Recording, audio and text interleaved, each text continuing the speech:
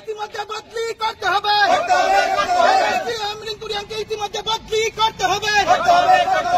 আন্দোলন চলছে, আন্দোলন চলছে, আন্দোলন চলছে। এবং একটা মহকুমা শাসকের যেটা আচরণ করা উচিত সেটা করতেছে না, ইভেন ক্ষমতার অপব্যবহার। প্রথমে স্যার কি করবো, আমি তাই স্টাফ দিয়ে শুরু করি।